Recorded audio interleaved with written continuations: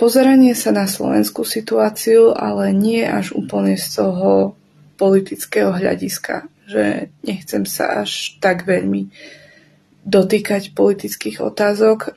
Chcem hľadiť triezvo na to, v čom žijeme, v čom sa nachádzame a častokrát sa na to budem pozerať aj cez kresťanský pohľad, keďže žijem kresťanský život a možno sa snažím dávať vonku obsah, ktorý som ja sama doteraz ešte nevidela a preto sem budem dávať aj nejaké ďalšie tipy na stránky, na ľudí, ktorých môžete sledovať, ktorých je dobre sledovať. A chcem naozaj aj vytvoriť takú komunitu povzbudzovačov a zjednocovačov. Je to slovo? Nie je to slovo.